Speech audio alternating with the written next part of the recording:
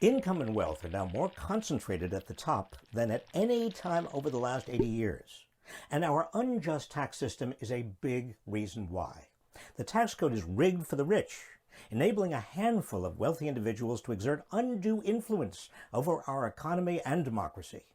Conservatives fret about budget deficits. Well then, to pay for what the nation needs, ending poverty, universal health care, infrastructure, reversing climate change, investing in communities, so much. Okay, I'm going to stop it already right there. Now on the list, these are going to be really important. To pay for what we need, we're going to have to finally start taxing these rich people.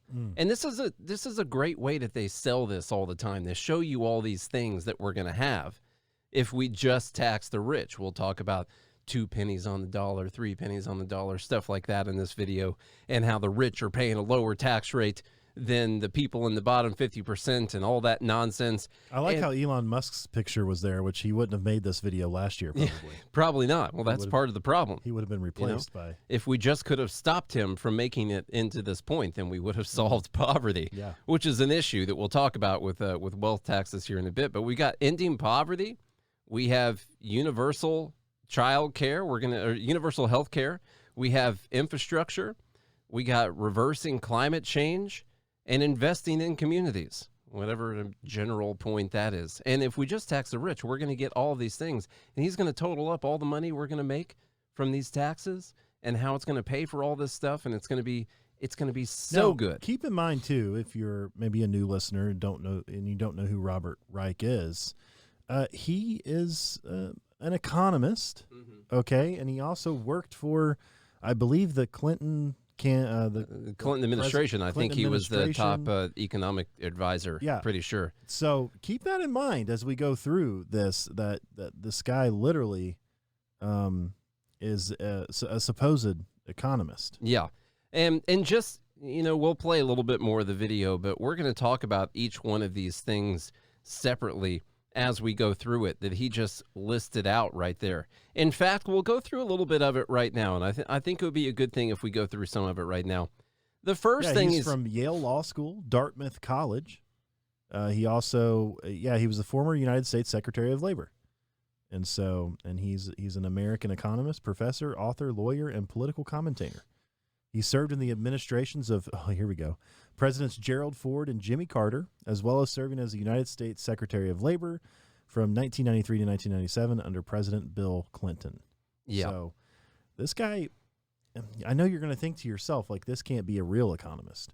But this guy's an actual economist who has served in some of the highest offices in advisory roles inside of our government. Whatever the heck actual economist means. So I want you to keep that in mind as we go through this. Now, the first thing he talks about there on this list is ending poverty. We're going to end poverty by taxing the rich is what we're going to do. Now, we've already talked about several times how much money has been spent on poverty. We've been fighting a war on poverty for quite some time now, like 50 years. We've been fighting this war. It's the longest war that America's ever fought. And we're not winning right now. That's an important point right there. We're not winning the war on poverty. All right. We currently spend $300 billion a year fighting poverty. And some of these are estimates. And actually, I underestimated most of these things. And that excludes the healthcare subsidies like Medicaid. When you actually put Medicaid into that, it's $660 billion per year, including Medicaid.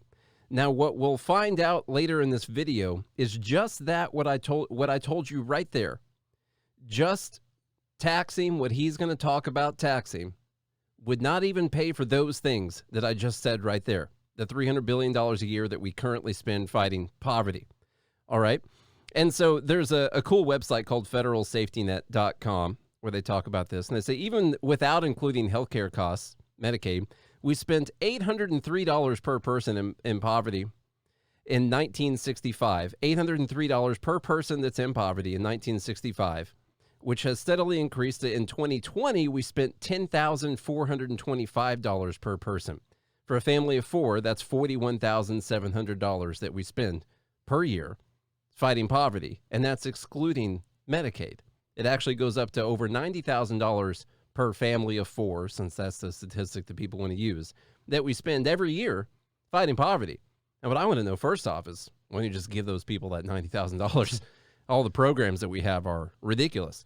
Now, those numbers, where I told you that 300 billion, the 660 billion, that's off of 30 million people being in poverty. And the actual number right now, somewhere between 35 and 45 million people in poverty. And we spent somewhere between 25 and 30 trillion dollars since we started this war on poverty. Now, I'm going to do something really quick, and it's going to take some time, but I'm going to read through these things. And I will admit right now, I took this from a book called Cooperation and Coercion. You guys should go check that out. All right. They do a thing where they list off all the programs that we currently have right now fighting poverty.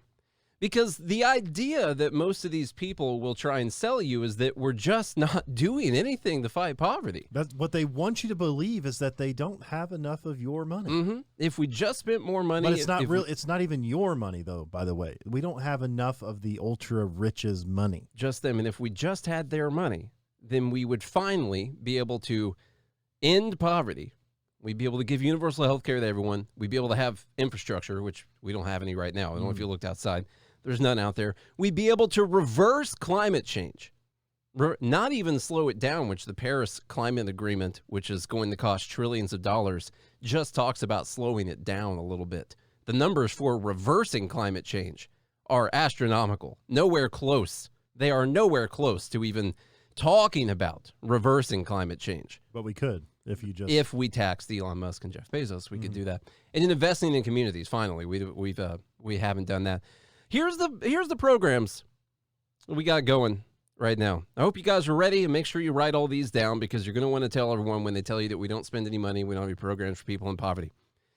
Earned income tax credit, refundable child credit, make work pay tax credit, temporary assistance for needy families, Title IV-E, foster care, adoption assistance, general assistance, refugee assistance, general assistance to Indians, assets for independence, state children's health insurance program, medical general assistance, consolidated community health centers, maternal and child health, medical assistance to refugees, Healthy Start, the supplemental nutrition assistance program, the school lunch program, SNAP for women, infants, and children, or WIC, school breakfast, child care food program, nutrition program for the elderly, commodity supplemental food program, temporary emergency food program, needy families, farmers market nutrition program, the special milk program, Section 8 housing, public housing, low-income housing tax credit for development, housing investment partnership program, or home investment partnership program,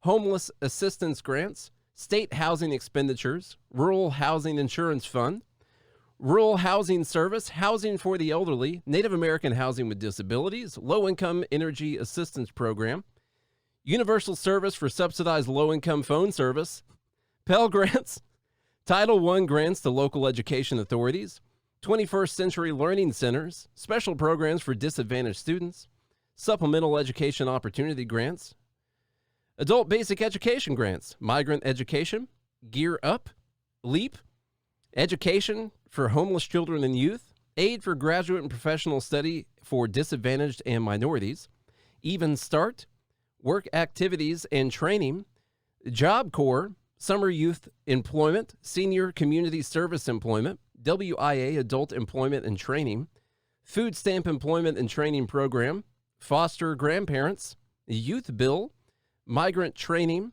Native American training. We should go learn how to be a Native American.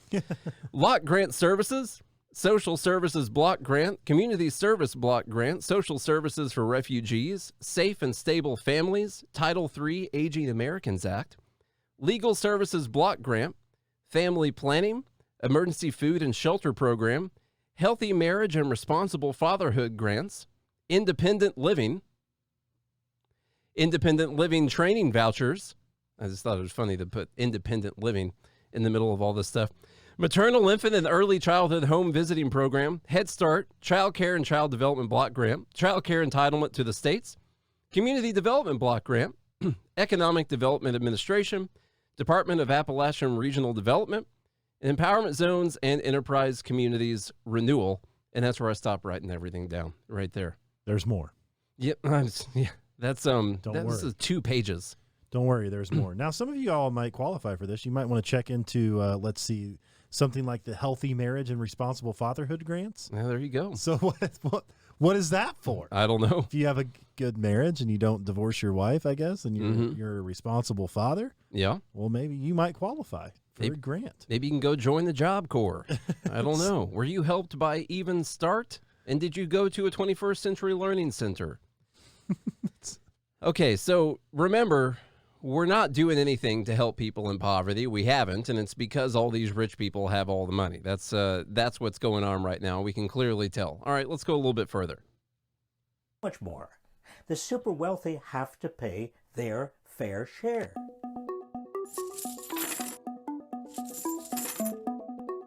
First, repeal the Trump tax cuts. It's no secret Trump's giant tax cut was a giant giveaway to the rich. Stop it for a second already. For those of you who haven't heard us talk about this before, you keeping some of your own money is not you being given money. Okay? I hate how they frame this. It's like you automatically owe money to the government somehow. It's a social contract. All money is first owned by the government, and whatever they let you keep is a giveaway to you. But I'm willing to pay more in taxes for more benefit. Then you should do it. And most people who say that don't actually pay hardly any taxes. Yeah. They'll tell you they will because they see it coming out of their paycheck, but they forget about all the things that they get back, which basically makes their effective tax rate near zero. Yeah. I was reading through the comments here. Costco said I got a $5 raise right after the tax cut. A lot of people got raises after the tax cuts. A lot of people got bonuses after the tax cuts. A lot of people got new benefits after the tax cuts. My wife was just saying she has one more month left on her student loans, and she hasn't had to pay any of them since the tax cuts went through because HCA sent out a letter saying that in response to the Trump tax cuts, we're going to be paying for the college tuition for all of our employees. And in fact, you can even apply as a dependent. They'll pay for college for an HCA employee. I might even check and see if they'll pay for spouses. I'm not sure if they'll do that or not. But yeah, it's not as if all that money just went straight into the richest pocket or right under their beds is where it went, actually. So probably went into some of these programs. Yeah, I guess so. There's, another thing that he says that is pretty common is that it's time for the rich to pay their fair share. That's a big thing. They're going to pay their fair share. You could quote someone like Thomas Sowell and ask what is your fair share of what someone else has earned. I don't know. And then there's the talking point of, well, the 1% pay 40% of the taxes that come in. Also, it's very obvious that if you're going to have a tax cut, the people who are paying the most are going to benefit the most. They're going to. Okay? Yeah. So if you're paying $100 in taxes and I'm paying $1,000 in taxes, let's just make the math simple for you folks, okay? And the taxes get cut by 10%, okay? That means you're going to pay $90 and I'm going to pay $900. So I saved $100. Well, you only saved $10. And I got more benefits. And somehow. So there's right there. There's $110 in tax giveaways, and $10 of it went to the person that was making less, and $100 of it went to the person that was making more. And then they'll take that percentage right there, and they'll say that 92% of it went to the wealthy person right there. Yeah, that's actually how much of it. They both got the same tax cut. That's the important part to look. Yeah, obviously you're making more money. You're gonna benefit more when there's a tax cut. And then if you're paying taxes, you'll benefit more from a tax cut than people who aren't actually paying taxes. And what was part of the Trump tax cuts? You have to look at that too, because really it wasn't much of a cut, but it did cut some certain things that are just erroneous taxes anyway. For instance, the Trump tax cuts raised the threshold of estate taxes, so that you don't have to pay estate taxes when you die and pass on things, and because that's a taxable event. It's insane. So someone dying, yeah, he raised it. I don't remember what the threshold was. It was like, let's say 10 million up to 50 million or something like that, so that those folks who are a little less wealthy, still wealthy, but a little less wealthy, aren't paying as much in a estate tax and those types of things. So yeah, the benefits did go to the richest people because they were paying ridiculous taxes anyway. And so Joe was just asking how much revenue was raised before and after the tax cuts. I don't know what the total amount was. I actually do think the total in revenue that they took in did go down. But another thing that we have to realize is that it takes time for those things to reverberate throughout the economy. If it benefits the economy to tax people lower because there's going to be more investments in other sectors and people are going to get paid more and stuff like that, that's going to take more than a year or two to actually go through the entire economy and for the government to end up making more money in the long run from that whole thing. There's a couple other things in that very first list before we go on. Universal health care, also, the CBO estimates that the federal subsidies would be between 1.5 and 3 trillion more per year in 2030 under a single payer. That's per year, just so we know. So we're going to start totaling up how much these things are going to cost, because he's going to look at how much money we're going to raise from all these taxes. Over 10 years. And how it's going to, over 10 years, yeah, and say that it could pay for all of these things. But he never talks about what the cost of all of those things are in the video. You'll notice that. Yeah. He'll say how it's going to pay for all this stuff, but he's not going to list out the cost of all those things. He's just going to list out how much we would raise in taxes over a decade if everything remains the same, by the way. Income levels don't go down. People don't find other ways to get around the tax system, stuff like that. If everything remains the same right now, how much we would be taken away from it. So the universal health care, going to cost of money. Infrastructure, we already spend $146 billion federally per year on infrastructure right now. So I don't know what else. I don't know what more we're going to put into it. Maybe we'll double it. I don't know what we're going to do. We'll finally have those roads and bridges that we don't have right now. Also, we need an investigation to who he killed making this video. There's blood splatter all over that piece of paper. There is a lot of splatter all over that. That is interesting. We need a blood splatter analysis. Make sure you go watch. Make sure you go watch on YouTube. I'll put this up on YouTube later on so you can actually see the video along with this. Reversing climate change was listed at the beginning of the video. Reversing climate change. Now, the Paris Climate Agreement is going to cost trillions of dollars on its own, and it's talking about slowing down the increase in temperature by, what was it, like 0.4 degrees Celsius? Plus or minus 10 degrees. Yeah, something like that. Not even talking about reversing the Paris Climate Agreement and the people at COP26 and all that. We're not talking about reversing climate change. They're talking about ways to slow down the increase in temperatures. Reversing climate change, Forbes estimates it will cost $50 trillion to stop climate change.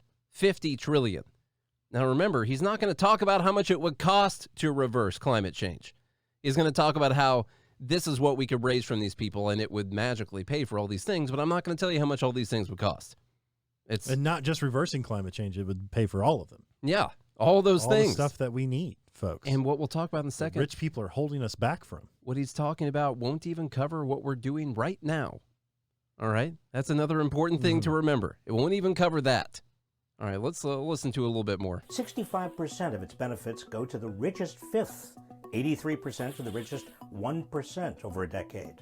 In 2018, for the first time on record, the 400 richest Americans paid a lower effective tax rate than the bottom half. Stop. Repeat. Go back to that graph. Sorry. Yeah.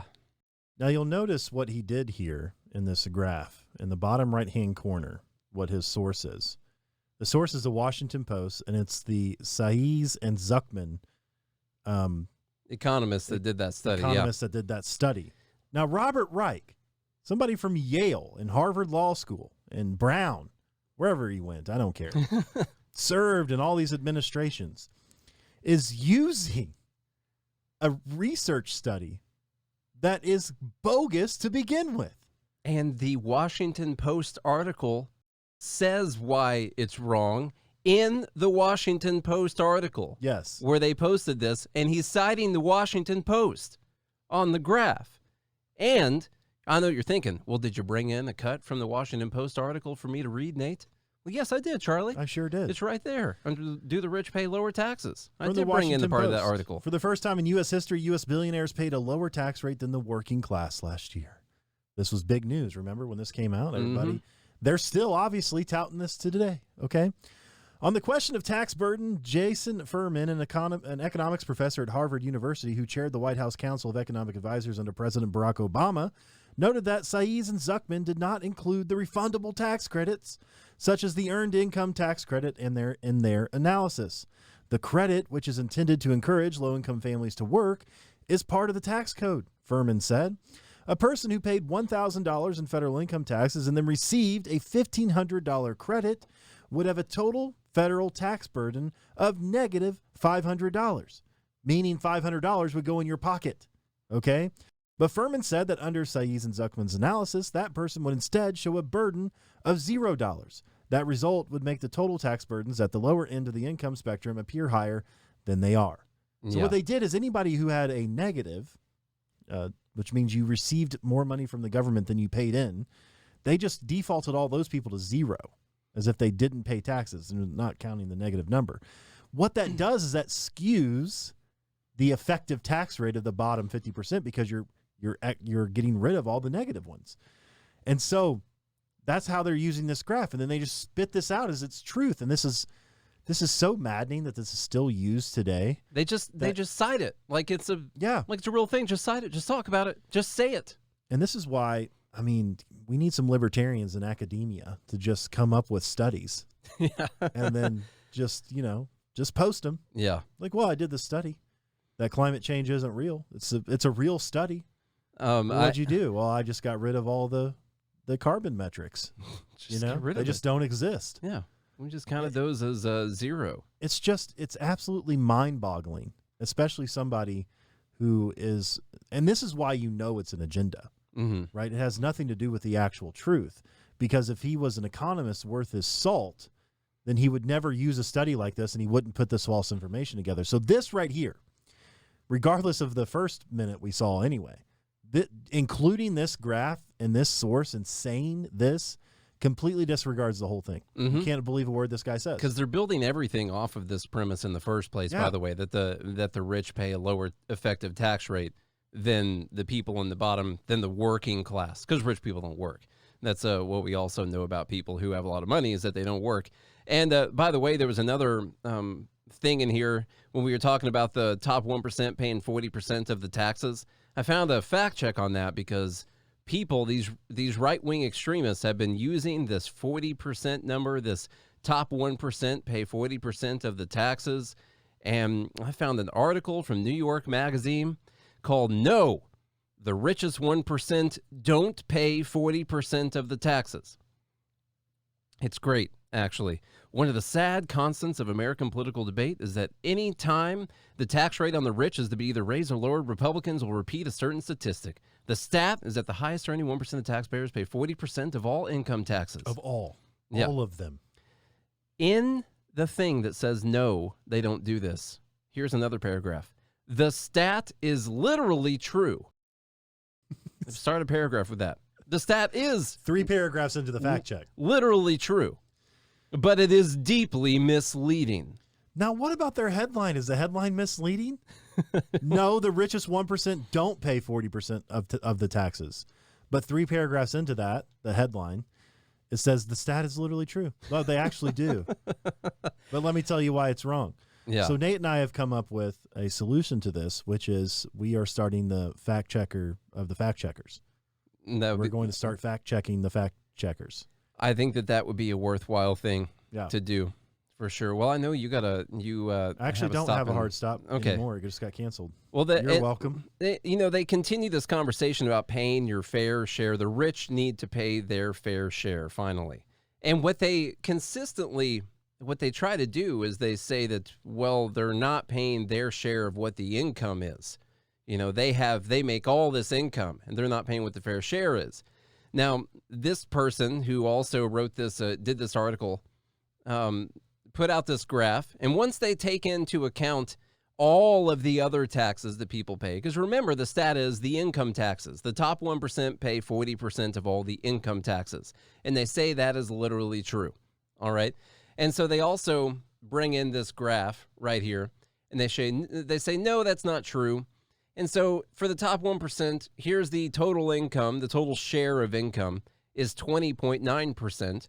and they pay 24.1% of all of the taxes, meaning they still pay more than what the share of income is. Now, that's still, how is that not your fair share? I still want to know the answer to that question. You're paying more because when you go to the poorest 20%, well, they're paying a lower percentage than what their income is. You go to the second 20%, they're paying a lower percentage than what their income is. The middle 20%, they're paying a lower percentage than what their income is. The fourth 20%, they're paying a lower percentage than what their income is. And then you get into like the middle class, upper middle class, and they're the first bracket that starts paying a little bit more than what their income is, 26.1% to 25.5%. And so what I want to know is, what do you mean by fair share? Like, what's fair? You're paying more than what your percentage of the income is.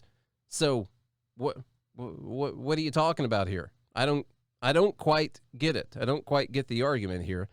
Oh, let's go into some more fallacies real quick. Lower effective tax rate than the bottom half.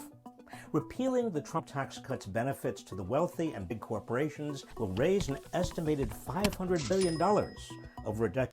Now stop, because $500 billion over a decade. Because I've been told repeatedly, the number that is cited is that the Trump tax cuts cost us $1.2 trillion over a decade. All right, that's the number. I've seen Robert Reich throw that number out there a bunch of times. Robert Reich III. Sorry, I want to get it right. I want to get it right. Now he's saying that reinstituting those would bring in $500 billion over 10 years. I don't know. I just find that weird. Second, raise the tax rate on those at the top. In the 1950s, the highest tax rate on the richest Americans was over 90%. Even after tax deductions and credits, they still paid over 40%. But since then, tax rates have dropped dramatically. Today, after Trump's tax cuts, the richest Americans pay less than 26%. Again, stop. Using the same study, by the way, the same flawed study for that right there. And not only that, the 90% tax rate. Let's talk about this because this is something the left points out all the time. Like, well, back when America was great, so you talk about the greatest time in history for America, the top tax rate was 90%. Now, that is true. Mm-hmm. It was 91%. 91% was the top income tax rate, by the way. Federal income tax rate. Federal income. Mm-hmm. Now, rich people don't really make an income, okay? Mark Zuckerberg's income for being CEO of Facebook is like $1 a year, right? Yeah. Something like that. Jeff Bezos' income, his income for being the CEO of Amazon, I think, was $75,000 a year. That was his income. Mm-hmm. So he was taxed. Musk is also at, I think, a $1 income. On that's their income. So the same thing applied in the 50s because here's one thing rich people are good at. They're good at not giving money away if they don't have to. Okay, they're good at using that money for a particular use and productively. Another weird thing, by the way, he just said that their tax rate was actually 40% after everything in the 50s. And then he shows a graph decreasing from 55% down to 26%. Mm-hmm. Where did the 55% come from? Well, it was just, 60s was even better. So it jumped up from 40 up to 55, I guess, from the 50s? Or are they just starting this from some random higher point on the graph and going down to a lower point? They're getting rid of data by this study. Yeah. So the Saiz and Zuckman study that's completely bogus. Still coming from those two right there. Yeah. The same Washington Post thing. So, do you want to read that 90% tax rate? 90% tax rate. The Tax Foundation, the 42% tax rate on the top 1% takes into account all taxes, and taxes, all of them, levied by federal, state, and local governments, including income, payroll, corporate, excise, property, and estate taxes. When we look at income taxes specifically, the top 1% of taxpayers paid an average effective rate of only 16.9% in income taxes during the 1950s. 16.9. So that 91% tax rate in the 50s, they paid an effective rate of only 16.9%. Yeah. Okay. The 91% bracket of 1950 only applied to households with income over $200,000, or about $2 million in today's dollars. Only a small number of taxpayers would have had enough income to fall into that top bracket. Fewer than 10,000 households, according to an article in the Wall Street Journal.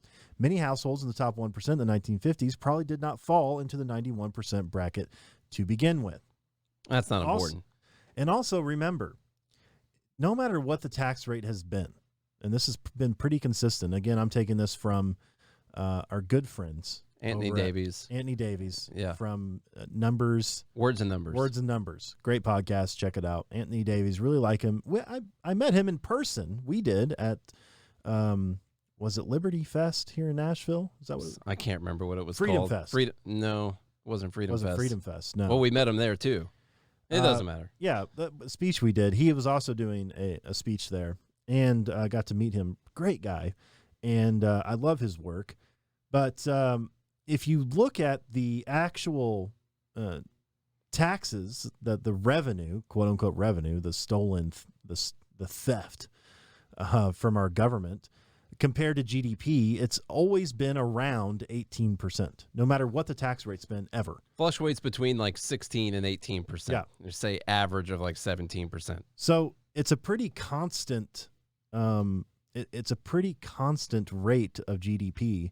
So as the GDP grows, then the government confiscates that much money, no matter what kind of rate they put in place, and that's because people will find a way to get out of just shelling money over to the government. Even if he were to pass some of this stuff, they would find ways of getting around it.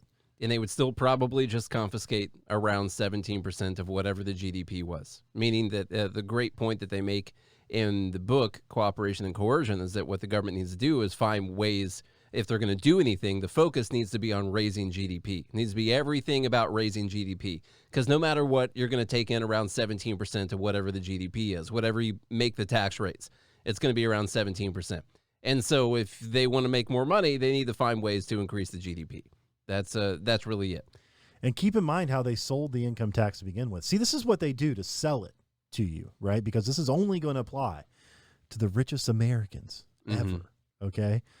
And what it ultimately ends up doing is, because there's clearly not enough money for everything they want to do from just the richest people, is it always falls to usually the middle class, okay? And there's the ones who actually get hurt the most, because people in the top percent that make $400,000 a year who operate a small business can't actually afford the increases in taxes.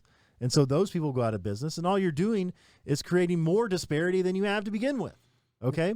Now, because remember, in 1913, the Revenue Act, I'm going to read this for you.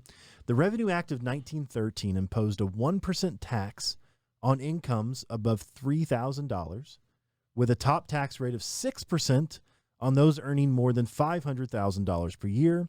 Approximately 3% of the entire population was subject to the income tax. Just 3%. Okay? Now, what is $3,000 in 1913? What does that equate to today? It's about $80 billion, I think. Something like that. That's what it is in Bitcoin. Let's see what today's money value would be. It would be about $83,814 today. Okay. So if you're making about 85 grand today, 1% tax. Okay. Let's go back to that. Now, this is how, exactly. So this is how they would sell it to folks, is they would say, oh, well, it's not going to apply to you. It's only for these super rich people. These people making $85,000 or more going to pay 1%. And 6% on the people making now $500,000 back in 1913 was, quite a few millions today. He also tells the story in that, by the way, of congressmen, while they were debating this tax, this 1% tax on the wealthy, that got up, and this alarmist congressman that got up and said, if we do this, then in a certain span of years, eventually they'll be taking this amount of money from people. And people laughed at him for saying that the government would ever take that much of their income. And the number he threw out was 5%. And they laughed at him for being this crazy person out there saying that. And I think it took like 7 years for them to get up to that number. It was a pretty short amount of time. All right, now keep in mind. So I feel like a lot of people out there probably make about $80,000, $85,000 a year, or somewhere close to that. 1% of that would be $850.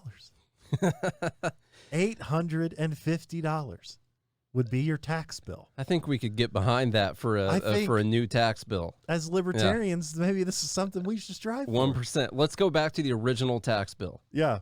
Just that right there. Okay, here we go. Let's see what else. Let's see what other crap Robert Reich III has to spew out over here. And credits.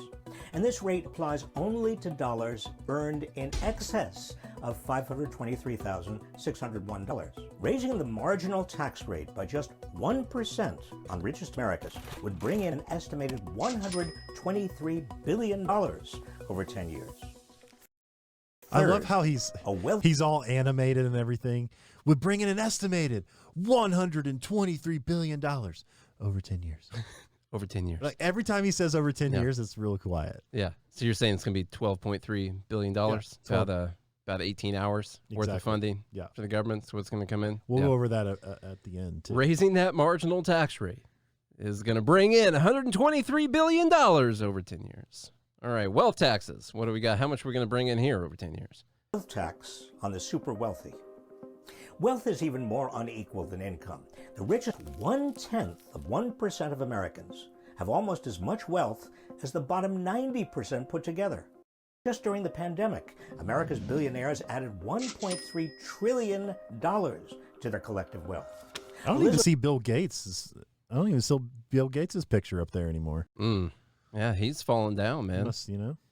Now, they're still using shoddy statistics, which we've talked about plenty of times, but they count during the pandemic as from the lowest the stock market hit during the pandemic, not from the beginning of it, not from the beginning of the year. They start pulling their data set from the lowest that everyone's wealth got during the pandemic, and then how much it increased after that. Now it increased a bunch. It's actually, I think it's over $2 trillion by now. It's increased. It's a lot. Okay. They also throw out this statistic that that the richest 0.1% have so much more wealth than everyone else. Like that's a bad thing. I mean, when you're not making a lot of money, like how do they think wealth is generated? Is what I want to know. How are you going to have a wealth? You don't just get it. Like you're not just making 50 grand a year and you just are going to be counted in like the wealthy someday. You got to take all these, you got to take time to build up that wealth. What generally happens is as you get older, you build up some wealth as more time goes on. You accumulate wealth. Maybe your house gets paid off. It goes up in value, something like that. Maybe you're putting money into a 401k, IRA, something like that during that time, and you're building your wealth as you get older. But they count all these people. The average age of U.S. millionaires is 62 years old. That's good. That's good. 62. Ugh. So 3 years before retirement, the retirement age is 65. So 3 years. The average age of U.S. millionaires, according to a report about the U.S. millionaire population by age, is 62 years old. So as you get older is when you actually start to accumulate wealth. We'll go into a little bit more about Elizabeth Warren's wealth tax plan, which she's pushing here, and then we'll talk about wealth taxes here for a sec. Elizabeth Warren's proposed wealth tax would charge 2% on wealth over $50 million and 3% on wealth over $1 billion. It would only apply to about 75,000 U.S. households, fewer than 0.1% of taxpayers. Under it, for example, Jeff Bezos would owe $5.7 billion out of his $185 billion fortune. That's less than half what he made in one day last year. Also, he's lost more than that in one day before. And then, now remember, this is per year. By the way, you have to file taxes every year. So it's $5 billion this year, and then next year it's close to $5 billion. The year after that, it's going to be close to $5 billion. And then when he's out of his $185 billion, then what do? It doesn't matter because we solved poverty during that time. That's what we were missing was $185 billion. That's all we needed this entire time that we've spent $25 trillion fighting poverty. Remember all those programs we listed off? What we were missing was the fact that Jeff Bezos didn't pay $5.7 billion every single year. And in 30 years, it would be gone. It would be way faster than that, actually, because as soon as they enacted the wealth tax, you would see the biggest freaking stock market crash you've ever seen in your entire life because people would have to be selling shares to pay this off. You guys see what happened with Tesla when Musk was like, oh, I'm going to sell some, you guys want me to sell shares? I'll sell some shares. That is what it would look like under a wealth tax all the time, because they would have to consistently be selling these shares and selling into the people that are buying their stock, selling their stock to you lowly retail investors out there so they can pay their wealth taxes. As they're doing that, it's going to have really, really heavy deflationary pressure on the stock prices themselves, and the actual wealth would deplete way faster than even, say, 30 years if it was just $5.7 billion per year. It would go down exponentially every single year because they would be chasing it down to the bottom the whole time. And then he throws out that less than half of what he made in one day last year. You can't trust a single freaking word this guy says. He knows he's being dishonest when he's saying that. He knows it. It's not that he accidentally said that.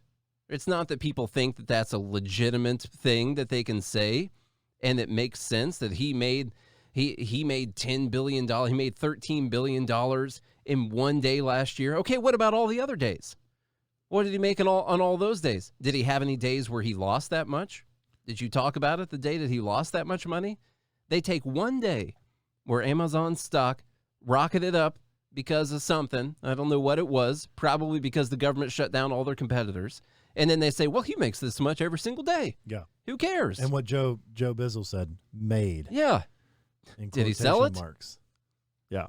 Oh, man. These people. Last year, the wealth tax would raise $2.75 trillion over a decade. Over a decade. Okay, so $275 billion a year. Here? Yeah. We can do that. So from the Manhattan Institute, pretty cool. So talking about wealth taxes, they're not a good idea, by the way. A lot of countries have tried them before. They got rid of them. Turns out when you tax people's wealth, they shift their wealth away to other places, or it ends up depleting their wealth. That's just pretty much what's going to happen. So weird how that happens. It is weird. And so what they want to do is have a global wealth tax. You know, that way you couldn't go anywhere to get away from the wealth tax. That's why they want that's why they got the global minimum corporate tax rate of 15%, because they don't want the corporations shopping around for better prices. They want a monopoly on your money. They want to create a cartel where you can't go anywhere else. Taxes are inefficient and ineffective because wealth is inherently more difficult to measure. Privately held companies, for example, are not traded in public markets, which means that there are no stock prices by which one can objectively gauge their value. It was interesting in this article they talked about, who was the Jenner girl who had the makeup line, and everyone was saying she's worth over $1 billion and stuff. Kylie Jenner? Yeah, Kylie, I think. Forbes did an investigation later and found out that their sales for the makeup line were like a tenth of what they were advertising when they sold the company. And that basically the point they were trying to make was that it was really hard to actually gauge the wealth of people. Like, what does wealth mean? What do you mean when you say that? We're basing it off of earnings and stuff. We'll say like 25 times earnings is what the wealth, what the capitalization, the market capitalization of this company right here, and we're 25 times earnings. And how are you going to dictate what that number is going to be? How are you going to dictate what people deem something else to be valued? Anyway, it's all really difficult. Also, financial assets. He has assessors come in and just say, "Oh, well, now your home's worth this much money." And they do that. They game that system too. This happened to my dad, who was selling a bill. Well, no, he had property taxes due on a building, and they tried to tax him at a rate that was like 5 times what he paid for the building. And he was like, I was the only person that was trying to buy this building. And you're trying to tell me that someone else is going to come in and pay 5 times more than this? They're just assigning a random value, even though there's not actually anyone who would pay that much for the building. Right. And so they did get them to drop that down. Or the value can go way up because somebody's you get a comp in your neighborhood that's like twice your home value. Yep. Because somebody was willing to pay that much more for your house than what it was previously. And so this is what the market fluctuates all the time.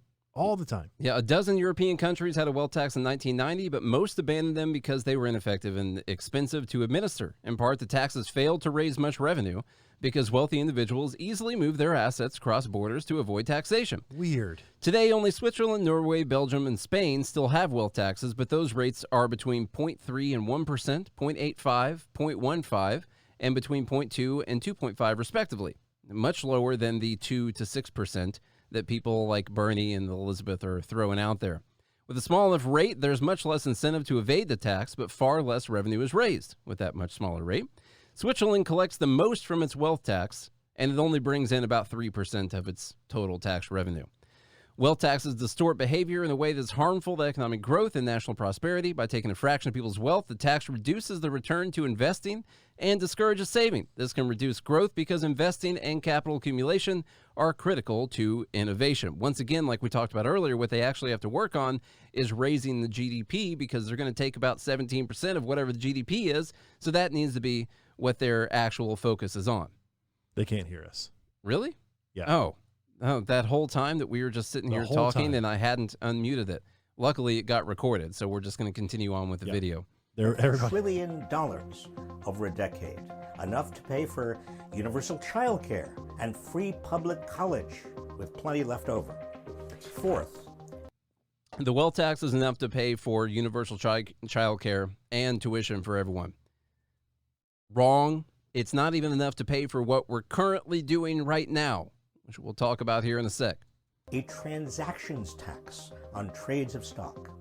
The richest 1% owns 50% of the stock market. A tiny 1/10% tax on financial transactions, just $1 per $1,000 traded, would raise $777 billion over a decade. That's enough to provide housing vouchers to all homeless people in America more than 12 times over. That's it. Homelessness has been solved. By raising $77 billion per year, that's enough to pay for all the homeless people that be in houses. 12 times over. If only we would spend $77 billion per year. This whole time we've been skimping out on people and only spending, between $300 and $600 billion on all these anti-poverty programs. And building tent cities. Why would they do that when they could easily build 12 homes per person? They're also talking about the stock trades tax, which is a terrible idea. And it wouldn't even touch people like Bezos and Musk. That wouldn't really matter because they don't sit there and make trades every day or make trades every week. Musk is selling his shares like right now. Probably won't sell anymore for another year or so. That's not going to affect him. But some people make a living doing this. And in fact, people who run your IRA and your 401k and stuff like that, you end up having a retirement based off of them making trades like that. And they're talking about $1 for every $1,000 that's traded. That even if you're day trading, you have a $25,000 account, you think, well, if you're not going to spend that much every day. In fact, sometimes you could spend your entire account on one single trade. In fact, they give you margin, so you could spend $100,000 on one single trade. You're going to get taxed when you buy it and taxed when you sell it, and that's just for one trade. And what if the trade loses money? What? Then you're sitting there having to factor in this tax every single time you take a trade.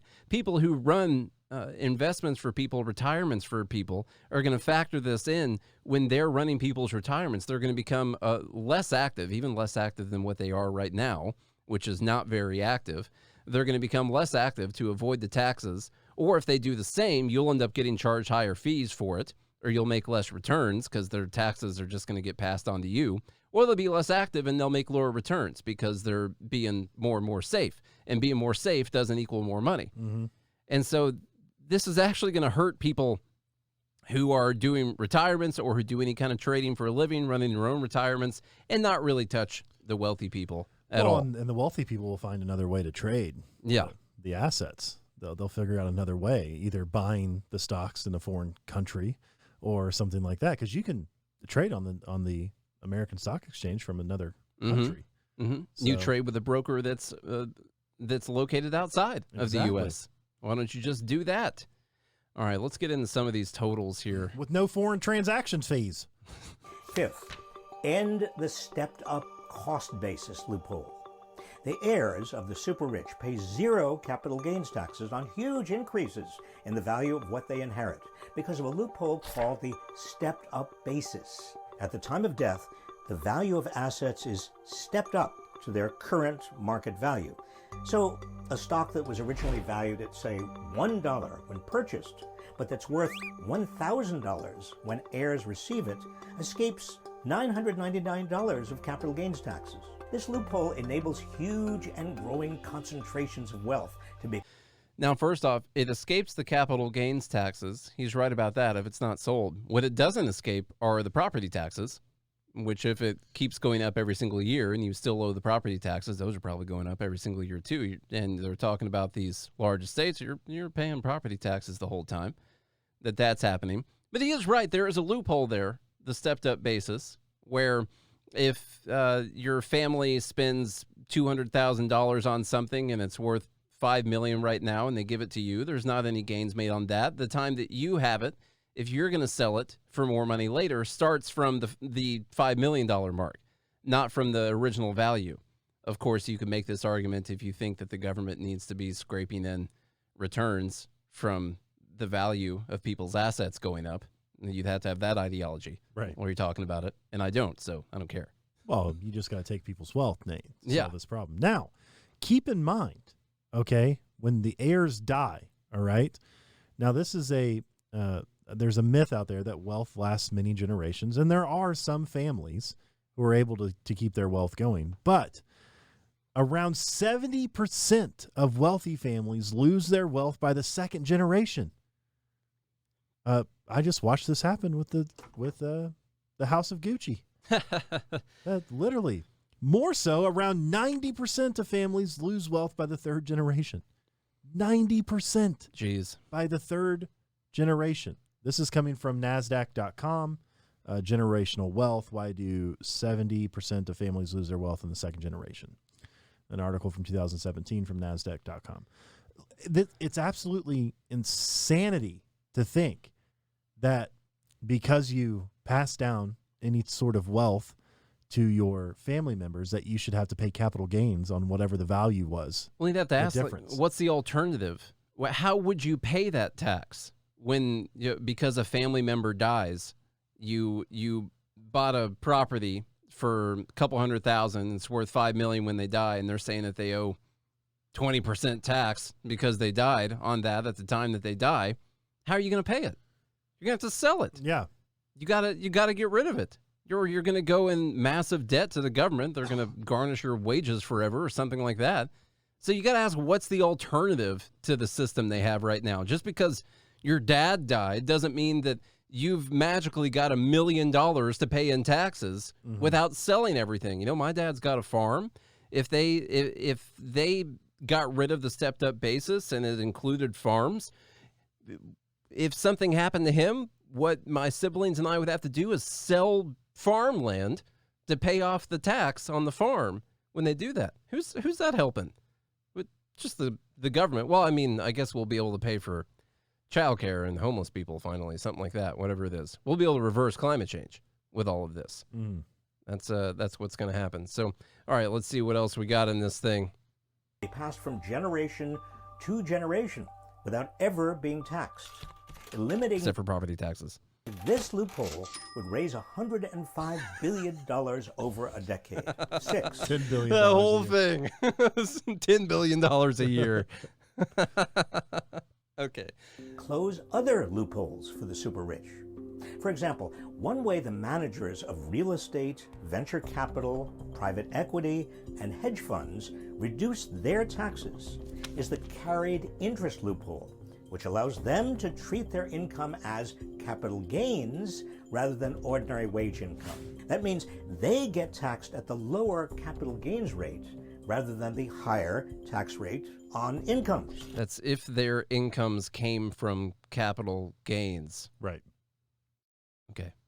Just making sure that we made that clear. All right. Closing this loophole is estimated to raise $14 billion over a decade. Over a decade. Increase IRS funding. Because the IRS has been so underfunded, millionaires are far less likely to be audited than they used to be. As a result, the IRS fails to collect a huge amount of taxes from the wealthy. Collecting all unpaid federal income taxes from the richest 1% would generate at least $1.75 trillion over the decade. Now, where did they get that figure? Because if they know that we have $1.75 trillion in uncollected taxes, Did they audit people to know this? Right. How do they have the number? How did they get that estimate? What's the estimate from? Right. That's insane. Also, never mind Robert Reich the Third Reich's estimated net worth is $4 million, by the way. Well, I mean, there's a lot of people that have more money than him. So because this guy doesn't believe in capitalism, but you can totally buy his book if you want to. Definitely. So fully fund the IRS. As if they're not funded. Together, these 7 ways of taxing the rich would generate more than $6 trillion over 10 years, enough to tackle the great needs of the nation. As inequality has exploded, all of these things would raise $6 trillion over 10 years, enough to tackle the great needs of the nation. $600 billion a year. That doesn't even close the gap on our deficit currently. You guys want to know what our deficit was in 2021? What was it, Charlie? Where's it at? It's over $1 trillion. In 2021, $2.7 trillion. 2020, it was worse. $3.1 trillion in 2020. Yeah. And they're saying that collecting $600 billion more per year through all of these taxes will pay for all of these new things, by the way. We were going to house, there weren't going to be any more homeless people. Ending poverty. We were going to have all the universal child care stuff. Poverty is going to be ended. Universal health care. Universal health care. We're going to reverse climate change, a $50 trillion price tag on its own. Just 50 trillion, 600 billion. Yeah. When you get that high, it's all the same. Those are basically the same numbers. $6 trillion over 10 years, if all the numbers stay the same. That's not if all of these incentives moving around inside of that structure, that people don't change the ways that they make money. They don't change where they have their money, where they earn their money. That's all assuming that everything stays the same and the government does a perfect job taking in all that money and we continue growing at the rate that we've been growing and all of that stuff. Rich people won't leave. No. Now, there's always going to be a 1%. We're going to fully fund the IRS. By the way, the capital expenditures for the IRS last year in 2020 were $12.3 billion. That's $1.23 trillion over a decade. Up from about $11.8 billion in fiscal year 2019. So they did get more money in 2020. Okay. So that's $1.23 trillion over 10 years that the IRS spends on trying to capture. By the way, I'm trying to capture $1.25 trillion. Get over 10 years. Think about that for a second. Yeah. So right now, with the current funding of the IRS, they're spending $1.3 trillion over 10 years to try to collect $1.25 trillion over 10 years. And by the way, that's $200 billion. Our deficit $200 million. Our deficit in October, which is the first month of fiscal year 2022, was $167 billion just in October, right there. That's more than, look at all the things that they listed out during that. Literally doing all of the taxes that he just talked about doesn't even cover the current plans that the government has right now, the things we already have right now. It doesn't cover it. But we're also, finally, just through doing this, we're going to end poverty. We're going to end homelessness. We're going to have universal health care. We're going to have universal child care. All this stuff we're going to have if we can raise $600 billion more per year when our deficit this year was $2.7 trillion. And we'll be able to have all that stuff. All of it. They're liars, y'all. And by the way, in that book, everyone go read the book. It's a short book, a few hours to listen to on Audible.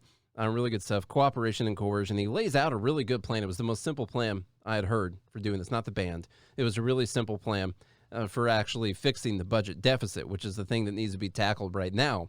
And what they laid out was because the GDP does continue to increase every year, pretty much, and we take in 17% of whatever the GDP is, essentially, if they froze federal expenditures for 5 years, meaning that they did not increase the budget for those 5 years. They froze them where they are right now. Then after those 5 years, the amount that the government was taking in using 17% of the GDP, assuming the GDP continued rising during that time, then the amount that the federal government was taking in, it would actually cover what the deficit was. And then you would lock in the government's expenditures only increasing by whatever the GDP was each year. And they would be able to do that.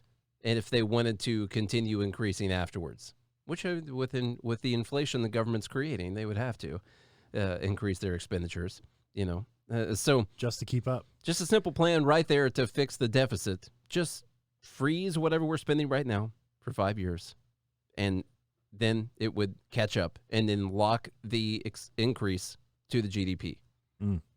Right there. That's pretty good. It's pretty simple. That way it can ebb and flow. Yeah. Thanks to Joe Bizzle, I want to mention breaking news here within the last hour. Active shooter in north of Detroit. This is from the Detroit News. Active shooter, multiple victims reported at Michigan Oxford High School. The Oakland County Sheriff's Office said Tuesday afternoon it has a person in custody following an active shooting situation at Oxford High School. There were several injured victims reported by authorities. Oakland County Under Sheriff Mike McCabe confirmed there were 4 to 6 victims. He said the scene is active with multiple patrol units and EMS units along with SWAT and an aviation unit. We have one suspected shooter in custody along with a handgun. We do not believe there are any other at this time. No confirmed fatal shooting victims at this time. So 4 to 6 looks like injured victims, but no fatalities currently. And that was updated as of 3 minutes ago. Another way of phrasing that, if you wanted to phrase it accurately, Charlie, is I don't think it's too soon to make any jokes, but another way of phrasing that is that several people injured after bullet crosses paths with unsuspecting pedestrians or whatever they were. High school students. Yeah, after the bullet accidentally crossed paths with people. So anyway, that is the way that we should definitely gun shoots school is what it is. All right, if you don't know what we're talking about, then you're probably not still here on the podcast anyway. Yeah. So nothing funny about people getting shot. No. That's why we're here. All right, let's get out of here. To make jokes about it.